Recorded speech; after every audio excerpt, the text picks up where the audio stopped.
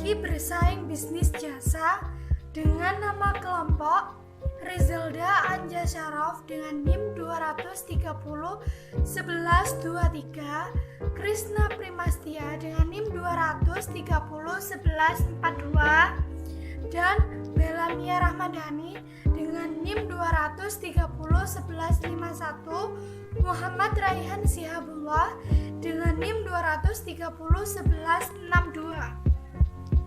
Strategi persaingan. Strategi persaingan adalah langkah-langkah yang terencana maupun tidak terencana untuk dapat memiliki keunggulan bersaing sehingga dapat menarik perhatian konsumen, memperkuat posisi dalam pasar, dan bertahan terhadap tekanan persaingan. Dengan demikian bahwa strategi bersaing akan berjalan dengan baik apabila perusahaan mampu menjelaskan keunggulan bersaing yang merupakan suatu nilai lebih dibandingkan pesaing. Strategi bersaing dalam bisnis jasa. Menurut Michelle Porter, sangat terkenal dengan 3 bentuk strategi bersaing, yaitu overall cost leadership, strategi diferensiasi atau differentiation, dan strategi fokus atau fokus. 1. Overall cost leadership. Strategi ini mensyaratkan adanya fasilitas yang memungkinkan dilaksanakannya suatu produksi massal, kontrol biaya, termasuk kontrol biaya tetap yang ketat, dan menggunakan teknologi yang dapat mengurangi biaya produksi pada tingkat paling rendah. Nah, yang kedua ada strategi diferensiasi atau differentiation. Hal pokok yang mendasari strategi diferensiasi adalah tersedianya pelayanan yang menurut penilaian konsumen bersifat unik atau berbeda dengan pelayanan lain yang sejenis.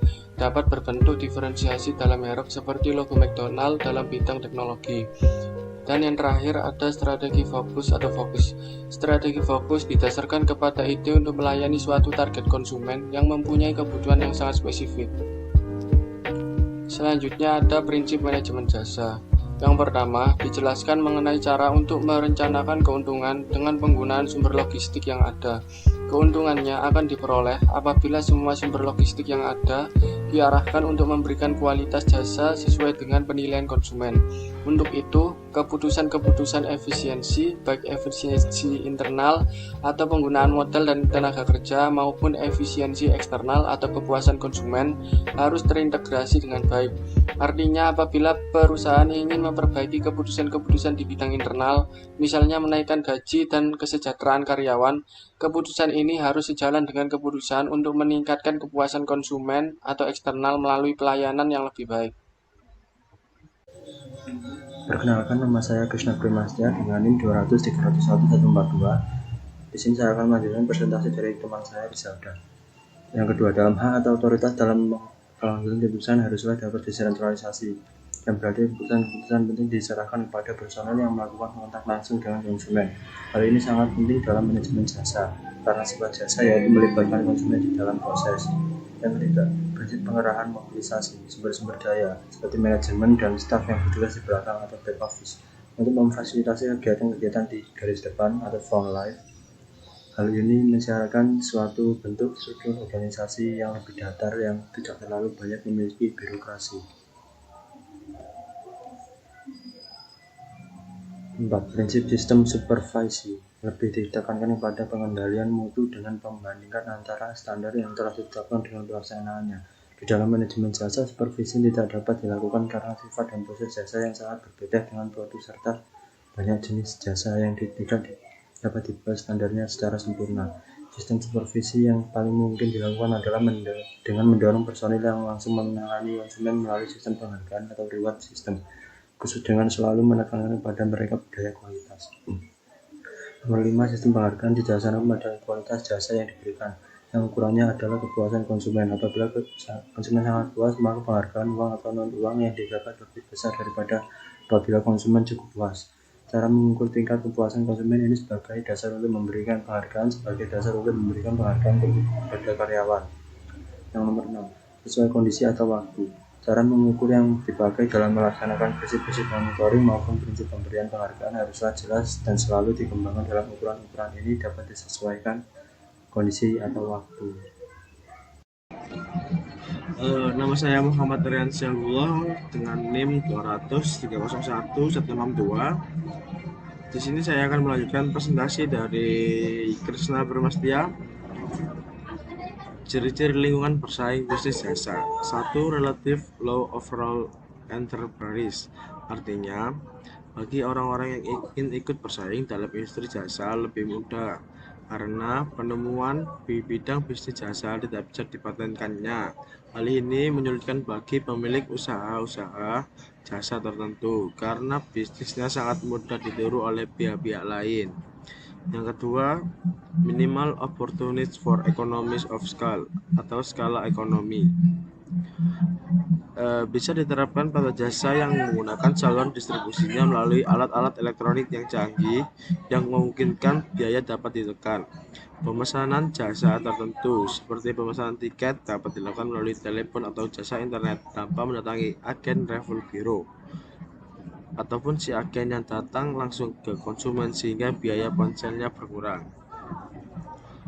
Yang ketiga, ada erratic sales fluctuation. Permintaan jasa pada umumnya sangat tergantung pada waktu seperti menit, jam, atau musim, sehingga sulit untuk diperkirakan atau diramalkan sebelumnya.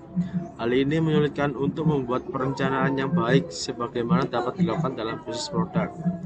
Yang keempat, ada product substitution. Product substitution atau layanan yang pada dasarnya sama atau cukup mirip dengan produk lain di mata konsumen. Sederhananya, produk substitution adalah barang yang dapat digunakan untuk menggantikan barang lain. Produk substitution ini sangatlah penting keberadaannya.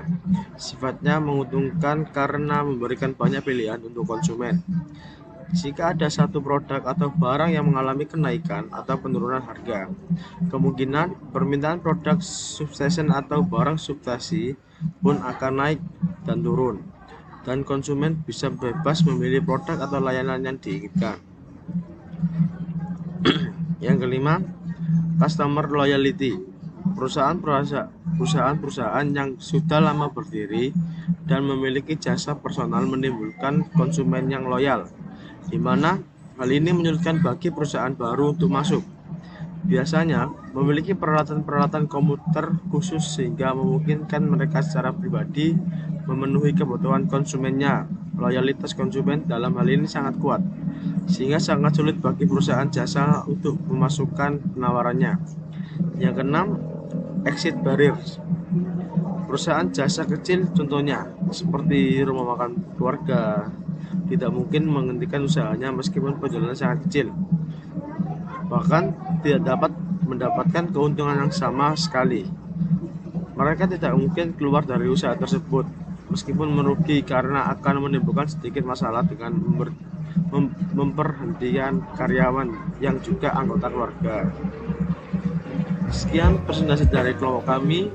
Apabila ada salah kata, mohon dimaafkan. Untuk teman-teman yang mau ingin bertanya, silakan bertanya di kolom komentar. Sekian dari kelompok kami. Wassalamualaikum warahmatullahi wabarakatuh.